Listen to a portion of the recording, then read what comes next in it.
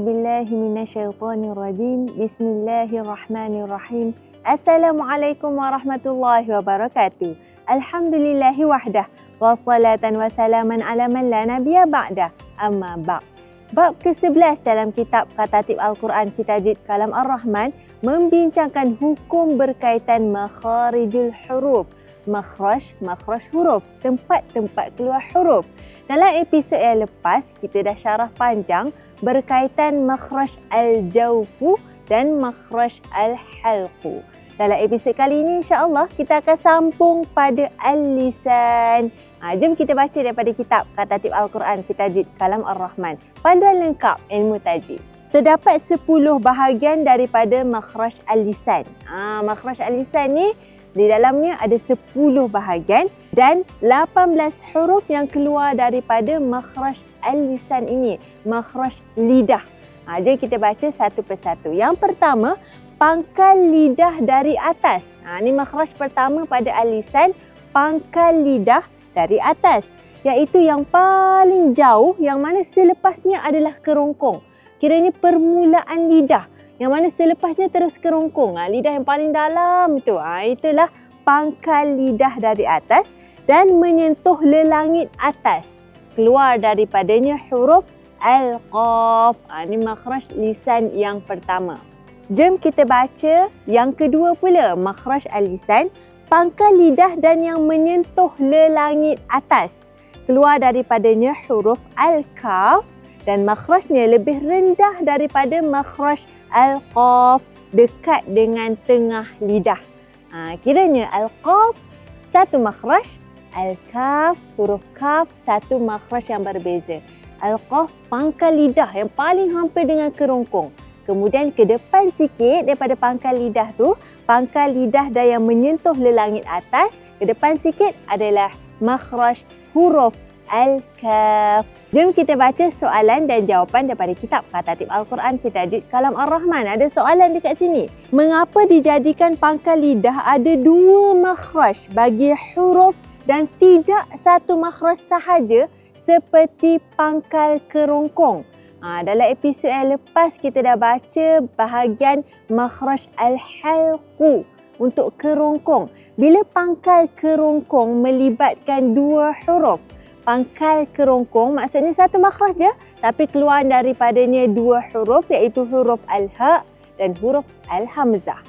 Tapi kalau pangkal lidah keluar daripadanya huruf al-qaf, kemudian ke hadapan sedikit, iaitu pangkal lidah menyentuh lelangit atas, keluar daripadanya huruf al-kaf. Kenapa 2 makhraj pangkal lidah ni tidak dijadikan satu makhraj sahaja? Sama seperti pangkal kerongkong. Jom kita baca jawapannya. Jawapannya terdapat perbezaan antara pangkal lidah dan pangkal kerongkong. Pangkal lidah ada beza dengan pangkal kerongkong.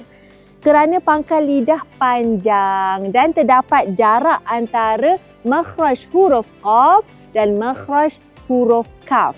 Oleh sebab itu dikatakan setiap 2 tempat itu ada makhrajnya yang khusus bagi huruf yang khusus, berlawanan dengan pangkal kerongkong yang pendek.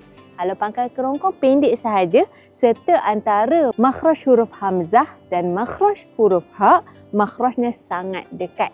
Dengan itu dikatakan terdapat hanya satu makhraj bagi pangkal kerongkong, iaitu keluarnya 2 huruf tersebut. Jadi pangkal kerongkong ni berbeza dengan pangkal lidah. Dan bila mana kita buka kitab Katatib Al-Quran fi Tajwid Kalam Ar-Rahman pada halaman ke-102 dan 103, kita boleh lihat jadual makhraj huruf umum dan khusus. Rajah pada kitab ni merangkumkan semua makhraj huruf. Dan kita boleh lihat perbezaan pada nombor 5 dan nombor 6. Yang mana nombor 5 adalah pangkal lidah dalam, keluar daripadanya huruf al-qaf. Dalam sikit, atas sikit, maknanya jauh sikit daripada kerongkong. Nombor 6, pangkal lidah depan, yang mana keluarnya makhraj huruf al-kaf. Jika kita lihat pada jadual makhraj huruf umum dan khusus pada halaman ke-104 dan 105 kitab Katatib Al-Quran fi Tajwid Kalam Ar-Rahman, kita boleh lihat yang mana makhraj al-ammah. Al-makharijul ammah, makhraj umum adalah al-lisan. Dan di bawah lisan ni kita boleh lihat ada al-makharijul khassah, iaitu makhraj khusus yang mana bermula dengan pangkal. Aqsahu, pangkal lidah. Pangkal lidah pula kalau kita lihat nombor 5 dan nombor 6. Nombor 5 huruf yang keluar, pangkal lidah yang pertama sekali, yang di ujung sekali, yang paling hampir dengan kerongkong, keluarnya huruf qaf. Kemudian di hadapan sikit, nombor 6, masih kategori pangkal lidah, keluar daripadanya huruf kaf.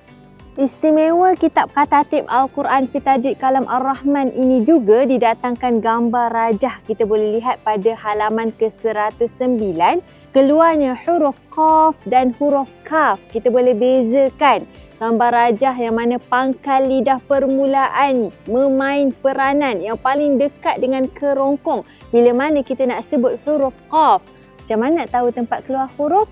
Matikan huruf tersebut, tambah hamzah di hadapannya. Aqa, aqa. Kita boleh lihat. Lihat gambar rajah, rasa di bahagian kerongkong kita.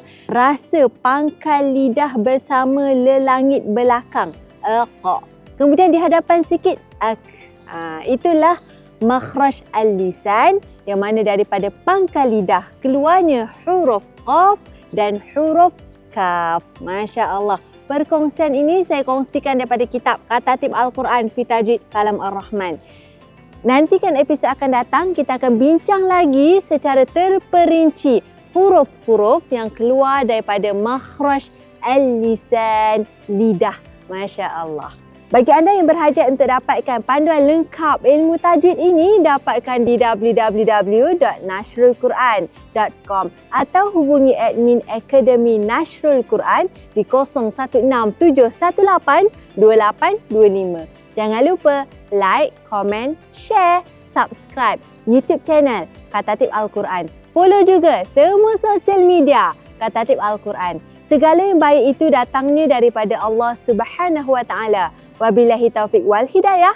Wassalamualaikum warahmatullahi wabarakatuh.